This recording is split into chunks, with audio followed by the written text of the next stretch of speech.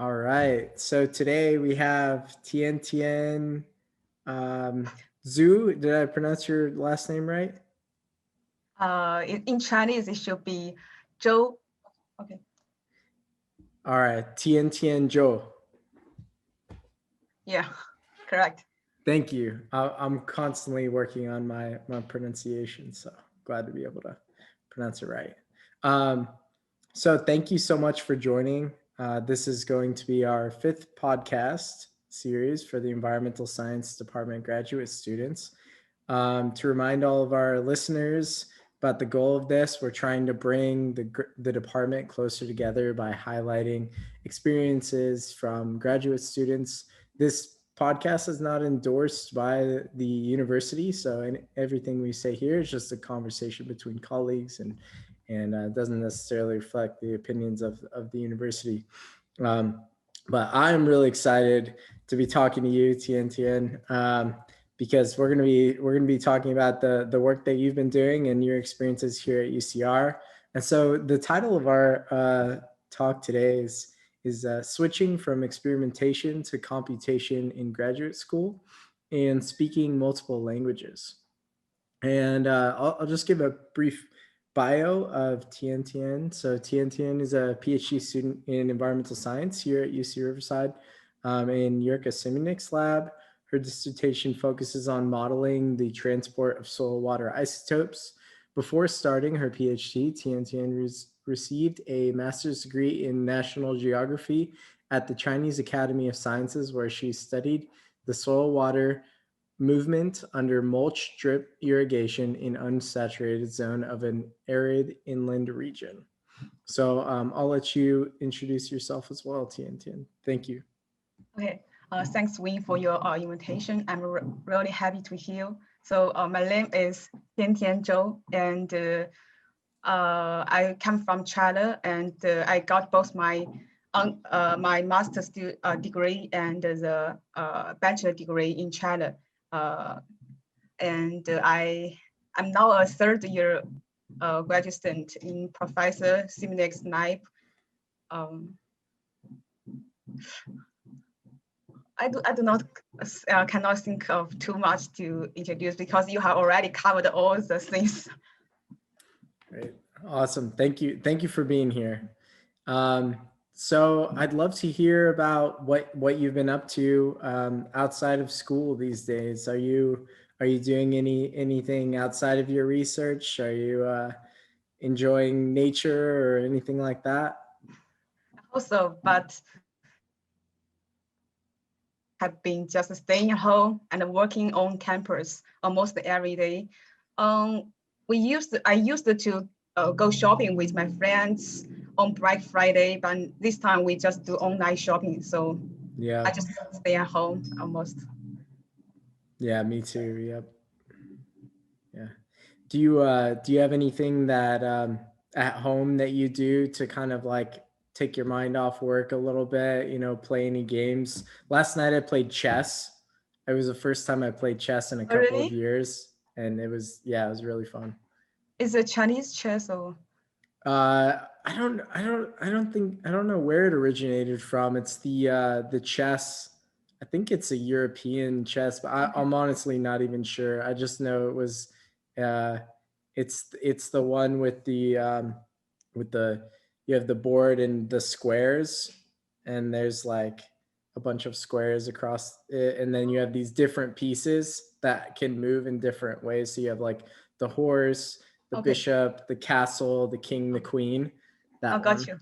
It's Yeah. different from the Chinese chess. Yeah. Yeah. Yeah. Sometimes I will play the guitar and then some sing about the cooking or something like that. Oh, nice. What kind of guitar do you play? What kind of guitar? You mean the songs? Yeah. It's a Chinese popular. Believe you know it. Most of them from Jay Chou is a famous Taiwan singer. Oh, okay. Jay Cho. Yeah, yeah, you know it. You know him. I'll have to look him up. I don't Okay. know him. No. Okay. But I will. Thanks.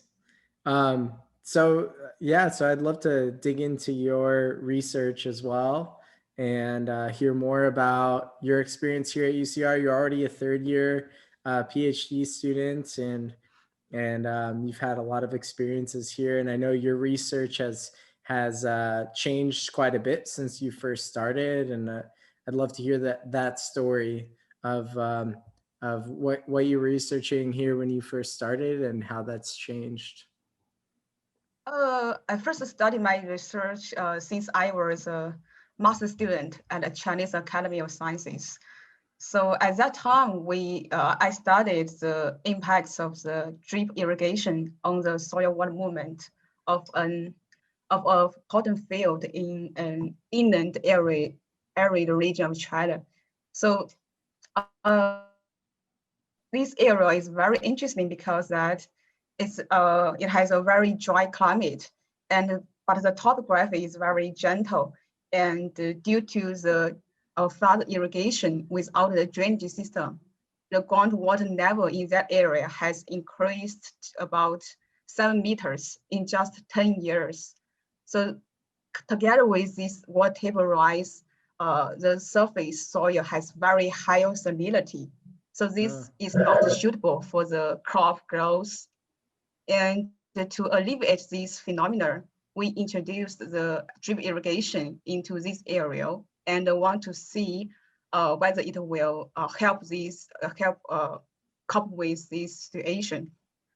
But during our experiment, we still see water table rise.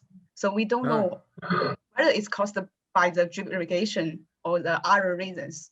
So we monitored the soil water content and soil metric potential, and sample some waters and do the isotope analysis in the laboratory. And after all the analysis, we found that it's what ground workflow is the reason. So that's what I did when I was a master student. Wow. Yeah, that's really interesting. So the drip irrigation couldn't really assist in that situation because No, ground drip irrigation can assist it. Sorry, it because can. drip irrigation will not result in the groundwater level rise, but instead the natural ground runoff from other area has caused this water table rise. Oh, okay. So because a lot of other agricultural fields were not using drip irrigation, they were having a lot of runoff, and that was exactly increasing the water table more than you could our actually. field. Yeah. Right, right. Okay. Wow, that's really deep insight for sure, and that just underscores the complexity of environmental science, right? Like, Yeah. we we we are all connected in this world, and to manage resources effectively, we have to do it together. If you have even a couple of people kind of doing things on their own terms, you can have a lot of a lot of complications for making effective water management. Yeah, good point.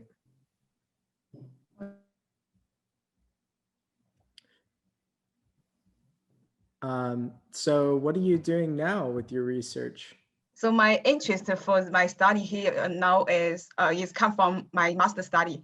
So when I was a master student, I read a lot of literature about the isotope transport. And at that time, I found some interesting problems need to be resolved. So so when I come here, and as you know, Professor Šimunek is an expert in the weatherstone modeling. Absolutely.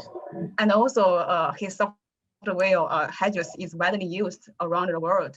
So I think that with his guidance and I can develop the isotope transport model based on how that it can be used more widely.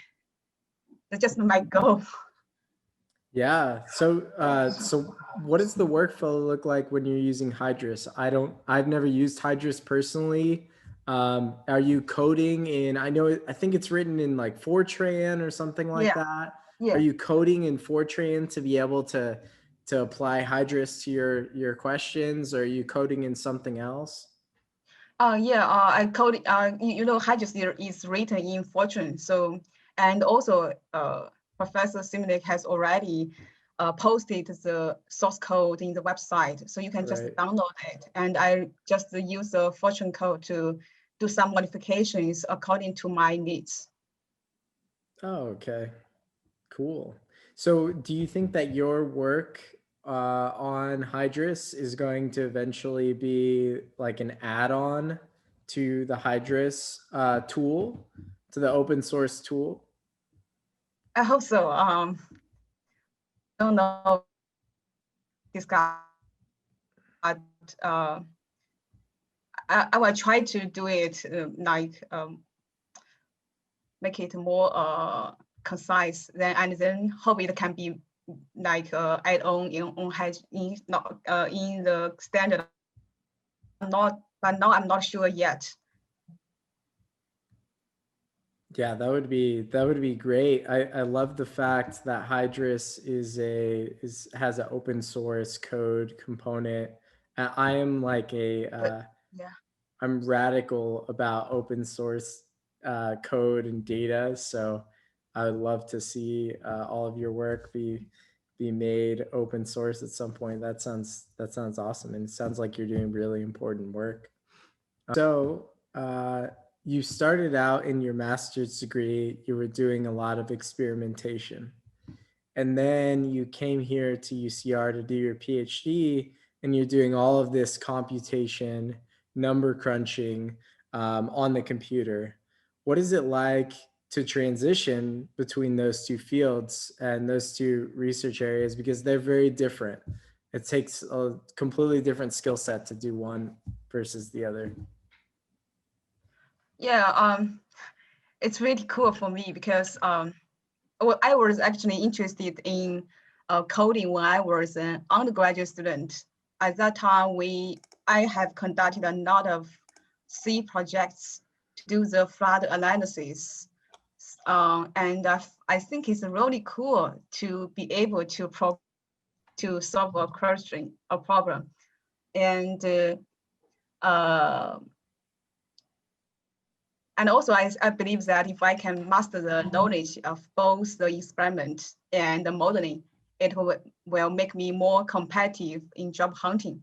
So that's why I transfer from the experiment to modeling, because I want to get a good knowledge of both of them.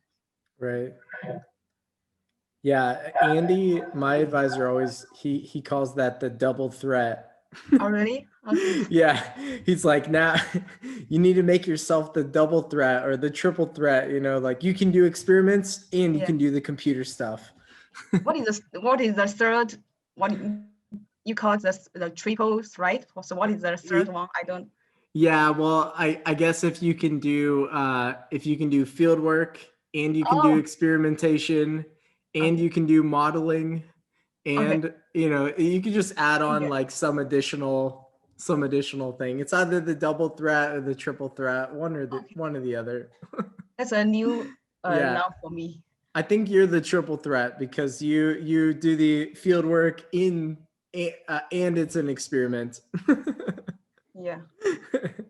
A Hope lot so. of Yeah. Yeah, a lot of the field work we do in our lab is not experimental field work. It's more observational field work. We'll go and sample a river as it's flowing, for example. Okay. um Do you need to do yeah. the investigation? I mean, when you are on field, do you need to do the investigation for the like the villagers or something? um yeah, so investigation in terms of what? Like the I mean, like the interview of the with the local people, or to ask them some Oh, questions or something. Do the survey no, or like that? we don't do any of that in our lab. We don't do any social science work right now, or taking surveys of people. We are definitely looking for collaborations with collaborators that do that. And I've done a little bit of that in my past, like in my undergraduate degree. I did a Okay. little bit of that, but Yeah, not much right now. So it's more like of you monitor some indicators and take some samples to do the. Right. Okay, got you. Yeah. We just try to study how the world is operating, how the rivers are operating, Yeah. and just study it while it's doing its own thing. We don't try to manipulate it. We actually try to manipulate it as little as possible, so that way we can really see what's going on within the system as it's moving. So, yeah, so that's awesome to hear that you've been able to have so many experiences through your graduate degree. So what are your future goals? Are you thinking about going into academia or going into some other research area? That's hard to say. I think it depends. If I can publish more papers, maybe I will go to the academic in China. But if I'm not able to do that, I have no choice. I only what I only can do is to go to the industry to find a job. But I prefer to find a like a research institute so that it will be will be better for me. But it depends. Yeah, publishing research papers is like a big component of luck to it too, right? Like we all go down so many dead ends trying to figure out how to do these new things, trying to answer these scientific questions, and so sometimes things just don't work out for a long time. I'm sure you're gonna hit a lucky streak and you'll get lots of papers published. Don't worry. I hope so. So I think, I don't know whether a postdoc will help to get a job, but I don't know. Maybe if you want to publish more paper, maybe we need to have a postdoc. So I don't know. Right. I'm definitely thinking about doing a postdoc when I graduate because I want to be in academia, and I feel like it's becoming more of a expectation almost that you've completed a postdoc position. And yeah, definitely during that time, like it seems like that's your only job is to just publish papers really as a postdoc and maybe do a little bit of teaching. But yeah, that's my goal for sure. Okay, that's cool. Yeah. So so I'm curious too, when this is like a nerdy coding question because I really like to code, but I code in R. I don't know if you've used R before. Oh, I learned R a little bit when I was a master student, but because I'm not I do not often use it, so I forgot most of it now. But but for me, if you want to learn it, it will be very quick because you can. I think it's very easy to learn R or Python or something very similar. They are very similar. So, I think if you know Fortran, you can read lots of other languages because Fortran is really notoriously complicated, right? It's hard to learn, and so learning that skill is like very translatable to learning all the other coding languages that are out there. So what does your workflow look like when you're coding in Fortran? Are you so in R there's this IDE, I forget what that stands for, but it's called R Studio. Basically, you can like open up your code into this into this workstation, and it will highlight errors for you. It'll show you which objects are active. It'll show you plots in there and all sorts of stuff like that. Do you use something like that for Fortran? Yeah, I think so. I think I use the what is called the Intel Visual Fortran. So it is like you have the Visual Studio, and then you have well, I don't remember what that is called. Let me check. It's a product from the Intel, so that you can just combine these two, and then you can compile all your version code. So I think it's quite something similar to in the RStudio. Oh, okay, cool. And are you, so something I've been really trying to work on more is version control in my code. So like versioning your code using GitHub, for example. I also, typically what I do is I just save versions. So I'll be like code version 1, code version 2, code version 3. I do it like that. But I feel like that's not really efficient. And then I forget, then I add on an extra word like analysis code version 1. And that's actually like code version 4 or something, it gets all out of whack. So I don't know. How do you deal with all these code versions when you're actively working? I think actually I have the same problem as you. I Oh always yeah. have lots of versions. Sometimes I just don't remember which one is the correct, and I have to open them and check again. Yeah. We should ask someone else. Yeah, right.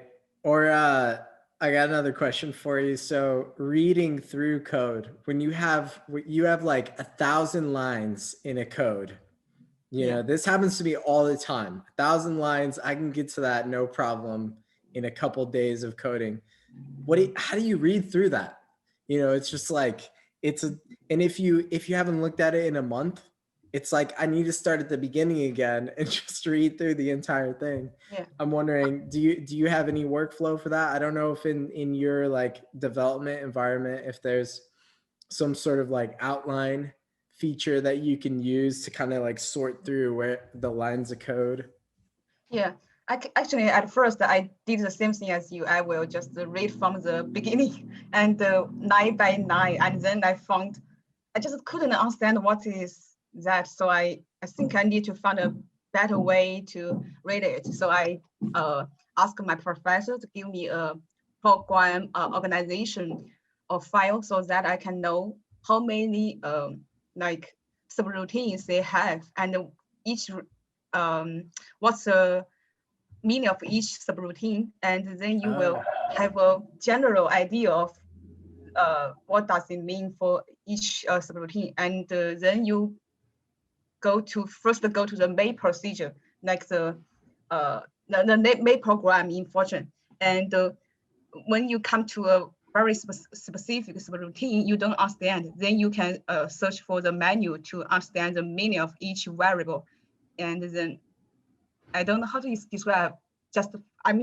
In all, we have first need to have a general idea of the workflow of the code, and then dig into a certain subroutine like that. Yeah. Oh, cool. So are these subroutines, are they split up into multiple files? I'm sorry, I'm so nerdy about coding. I just like have I'm very curious because I don't know much about Fortran. Yeah. Are they split up into multiple files? Yeah. Do you have like hundreds of files or tens of files that are all kind of nested within each other, and those merge into like a main file that you use to connect all of them? Yeah. So what they So for are? Fortran, it's like that you have a main program, which like you can, it's a main function. You can write call some subroutine A, call subroutine B, something like this. And these subroutines are individual, are separate modules which can be used to solve different equations. For example, you can have a workflow subroutine, which is to solve the recharge equation. And then you can also have the subroutine called the heat flow or heat transport. This subroutine is used for solving the heat transport equation, and also have the subroutine called the solute, and it will be used to solve the solute transport. So every subroutine will how to say will serve a certain function and to solve a certain question, and combine all the vapors program is to combine all of these subroutines. So it controls the flow, the workflow of the code. Yeah. Okay. Yeah, that's really interesting. R, when I use R, it's not explicitly like that, or at least my workflow isn't like that. My workflow is just like one huge file that controls everything Yeah, for that it's the project. same. Oh, okay. You have the main program to control all the subroutines. Right. Yeah. And each subroutine, you can put it in different files. Right. Right. Yeah. Yeah. Oh, that's really cool. So, so you have all of this experience. You have experimental experience. You have coding experience. Um, what would you say is your like main passion? What are you most passionate about for your research? You know, do you wish you were still doing some more experimental work, or are you like, I love this coding stuff. I never want to go back to experimental work again, or maybe it's somewhere in between. Maybe you like them both. Personally, I'm more interested in coding because as I said, when I was an undergraduate student, I'm interested in it, and I have done lots of the C projects. Do you know the C programming language, right? Yeah, I know about it. It's another one that I'm not good enough at coding to actually be able to understand it, but I know about it. Yes, and that's because at that time I used the C project to solve a lot of the flood analysis problems. So I feel I'm really interested in it. And so personally, I will more interested in the coding. But I think if I go back to find a job in China, probably experiments will be the mainstream because it's more easy to publish a paper or something like that. Right. But I mean, probably I will do both. I mean, if I have the experiment data, I will do experiment. But if I have no data and what I can do is only to do modeling. So I will not say I will only do this or that. I hope, as you said, I want to be a, what is that called? Double or double Double threat? threat, Yeah, triple yeah, threat. yeah. I don't want to be Yeah. just yeah. Yeah, me too. I feel the same way. I like the coding a lot. Like it's Yeah. really fun for me. I almost feel like I'm playing a video game when I'm coding. That's how much fun I have.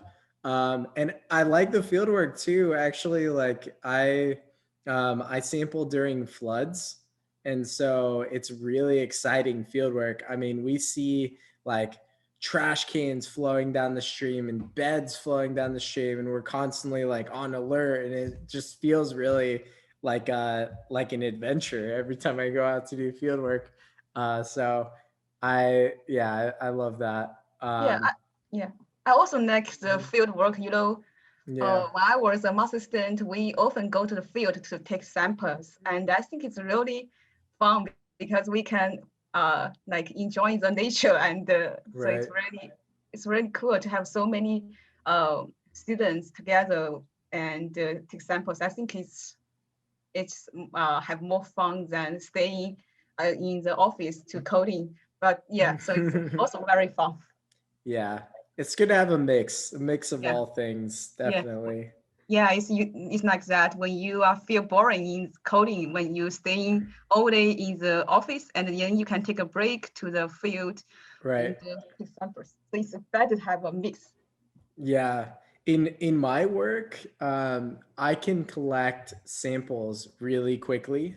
Oh, really? I can collect like 100 samples in just a few days, but then analyzing those samples takes a really long time. So I end up, it's kind of like disproportionately set up where I have to do a lot of coding, and there's not like, I could do even more field work, but I mean, there's only so much data that I really need to answer these questions. Yeah. Um, and for me also, the field work I do, because I'm watching floods, um, there's only so many floods here in Southern California that I can sample. There's maybe like 5 or 6 a year, and then those don't I they need to be at a time when I can actually physically get out into the field. And so, anyways. So will you go to the field alone, or you will have many colleagues together with you to go to the field? Usually we have at least 2 people. Okay. It's better to have 3. Definitely if we're sampling during a storm, we would want to have at least 3 people. Yeah. So that's nice too. I get to work with other people, and it's always fun. Yeah. Get some good stories, some good memories. Yeah. Um, I'm curious too about your when you first started getting into coding. So were you? I think you said this already, but I might have missed it. Did you start coding when you came to UCR, or did you start coding before? I think it should be from just when I come to UCR, because when I was an undergraduate student, we just as I say that I just the code using the C language, so it's different from the Fortran. But and also more importantly, I forgot most of it after my during a 3 period of the master study. So Yeah. I'm zero when I just came to UCR. So I started from zero. Yep. Yeah, that's pretty much the same with me too. What was it like for you? What was your experience like trying to learn how to code? Did you end up taking some classes here, or did you teach yourself, or did you take like a focus course, or was it mostly with your advisor? Or how did that work? How did you learn? Yeah, actually, I hope that there will be some courses, but I searched all the website and I can only see the MATLAB taught by the professor Kim Fan Lee. So I took that course, but Oh, but still it's not very related to my research. But actually, right. I think it refreshed some of my memory about coding. So it does Yeah. help. And then most of the time I will teach myself. And also if I have some very specific question about of the code, I will just send an email to my professor. And he's really kind. He will answer every question, even very stupid question at the beginning. So I always feel very ashamed, to ask such a stupid question. So, but as time goes by, I don't, and I know how to search for the answer. Like I can use the Stack Overflow or something, so Right. that I can get the answer from others and don't need to bother to ask my professor again and again about the stupid questions. Yeah, I mean, I think all of us when we first start coding, it's just like, how do you upload the file Yeah, that's onto the thing? Like, how yeah, do I do that? That takes like a week yeah. to figure that out. Whereas like if Yeah, you choose not to use code, you can just open it in Excel, and it's really easy. You just double click it. yeah. But And sometimes yeah. you feel like that you are writing the right, everything is correct, you think, but it just can't get the correct results, and you don't know why. Just stare at the code. What's the problem? You don't know, just like that. Right. Yeah, what do you like most about coding? What are your favorite Uh, things about my it? favorite is that when I have clicked and I found that the results is what I expect. That's very happy. That's the most Yeah. happy moment. Yes, yes. Victorious. Victory. I Oh, hate the that's great. process of like debugging again and again. I hope to get the better results. Yeah. Yeah. Are there a lot of libraries in Fortran? Like, yeah, there are. Oh, I don't. I think it's as far as I know, I don't think there are too many neighbors Oh, in okay. Fortune, because it's different from the Python. I know Python has a lot of the neighbors that you can just call it. but unfortunately, maybe just because I know it, I do not know too much, but I think it's just not too much Right. libraries. Yeah. Yeah. So in R, there are hundreds of libraries, Yeah. and there are constantly more being developed, and they do so many different things. And every time you want to use a new library, you have to figure out the format of that, like how that library is expecting data. Yeah. And it is just like it's kind of a never ending, that's always the debugging process for me. It's like, how is this library expecting the data to look? And then how is it outputting it? What are its assumptions, all that kind of stuff. But yeah, it sounds like Fortran, you don't really have that. It's more of just like, you have to write the math from the beginning, from the building blocks of what the math is supposed to do. And then you get to the end, and the debugging part is kind of like getting that math equation right in the format, huh?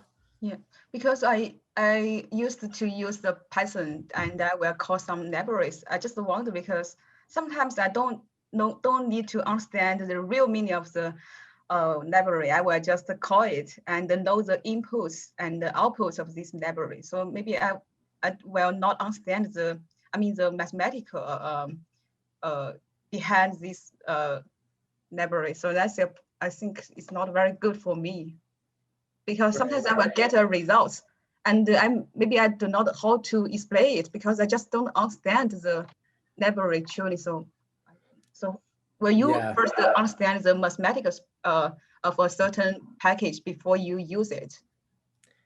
Yeah, absolutely. I definitely do need to do a lot of back work to try to understand the math.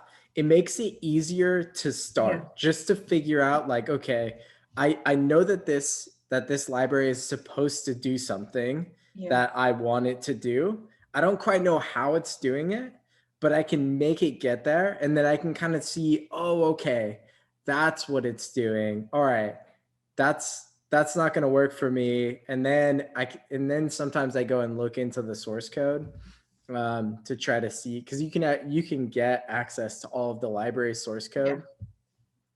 And then sometimes I work backward that way.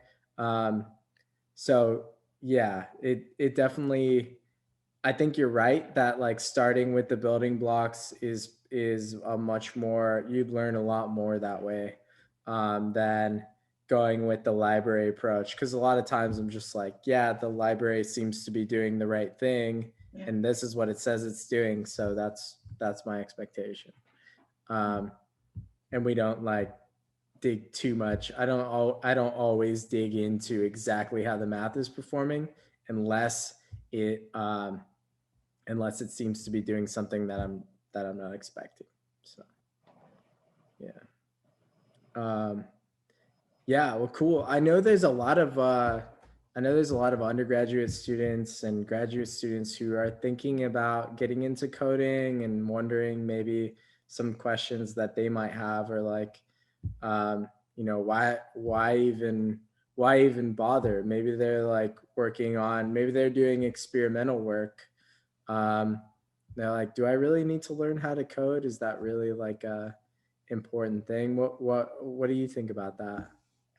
I don't think I have the right to say whether it needs or not, but because I'm not an expert in it. So just as far as that, just for me, it's not important because as I said, I was zero when I came here. So so I think as long as you want to learn and you try to figure out some good ways to help you understand, you can always ask other people. Although maybe you will ask him very stupid questions, but don't be afraid of that. Just ask, and as time goes by, I think you will gradually know how to debug and and the grammars. And I don't think it's not a big issue if you don't know, if you were zero. But as long as you want to learn, I think you will always find a way to figure it out. Yeah, definitely. And I think, both of us here, we really enjoy it. So Maybe some people will find they love it if they give it a try. Yeah, I think the pressure is also very important. As if your supervisor told me you need to like finish this project like in a month or something like that, you will definitely it will definitely motivates you to search all the information that you can find to figure out a problem. So I don't think that is a very big problem if you are if you are zero. Yeah, definitely. And if for anybody in our department, you're a Fortran expert. I'm an R expert. Maybe You are not. an expert. I'm not. I'm not. We're both too modest, but you. I mean, I'm sure I speak for both of us. People can reach out to us and get in contact if they have any questions about coding in these languages, because we do it a lot, and sometimes we can help. So. Sure. If I can. Yeah. Um, yeah, cool. So another thing that I really wanted to talk about is you're at least you speak multiple different languages. You're very fluent in English, and as well you have several other uh, at least one other language that you speak, right? What other languages do you speak? I think I can only speak Chinese and English. Oh, okay. Yeah. Is there a particular dialect of Chinese that you speak, or is it kind of like the average Chinese? Sorry, you mean? Oh, is there a specific region, Yeah, regional yeah, language of Chinese yeah, that you speak? yeah. So I have the regional language. I can speak it, but it's something similar to the Chinese. So it's yeah, you know, China has different provinces, and each province will have their regional language. It's totally different, and it's Right, really right. hard to understand. Yeah. Yeah, and so you're speaking multiple languages. Do you end up speaking both of your languages here on campus pretty frequently, like every single day, or do you Oh, find that you're more using one language versus the other? oh gosh.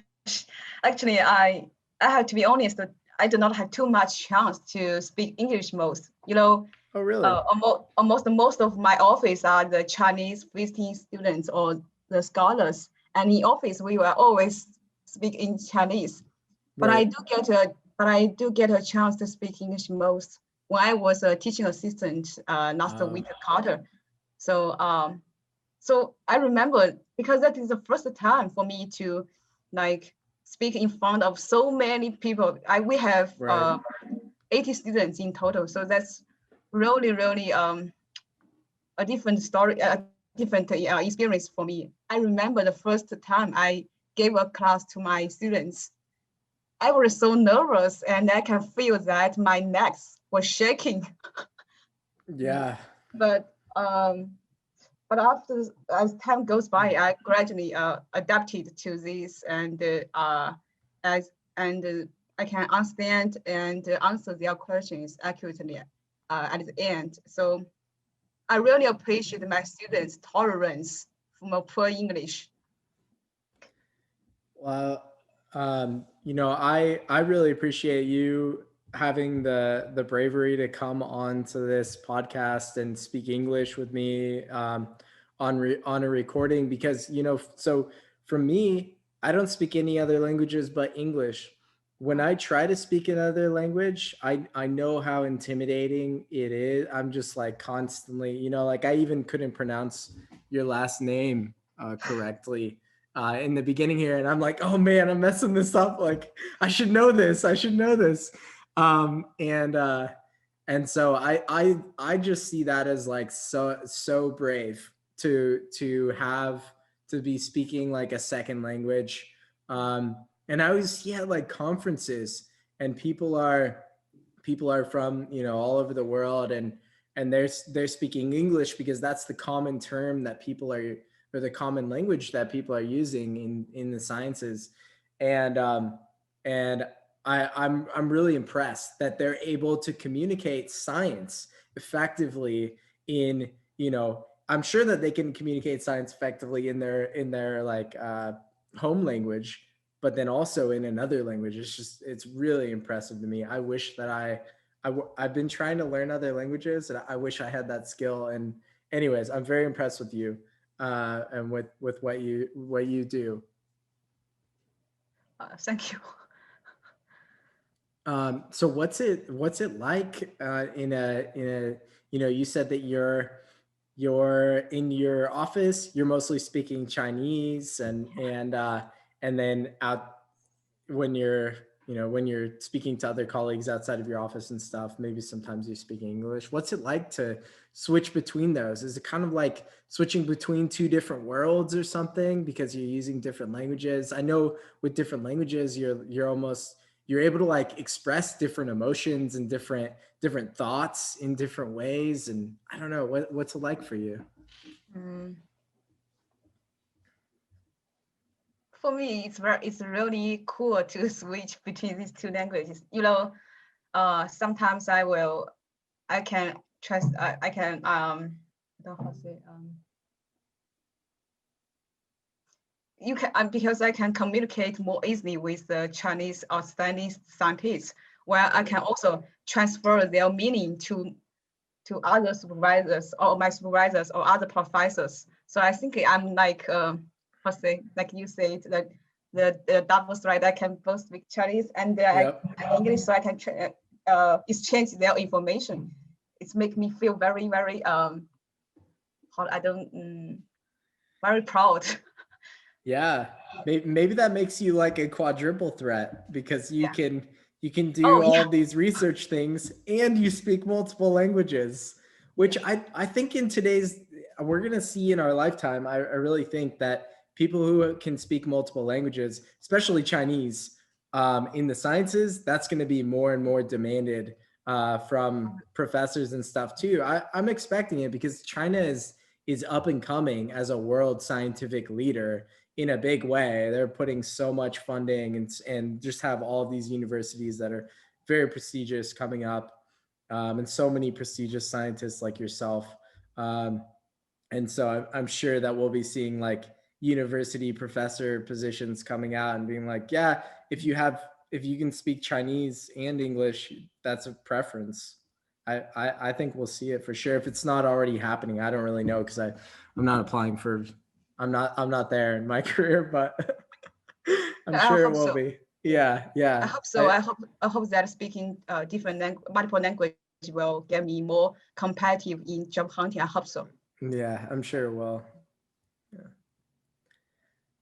Um, yeah, well, so I just want to thank you again for joining me on this podcast. Thank you so much. Thank you. This has been really great spending some time with you, talking with you, getting to know you better.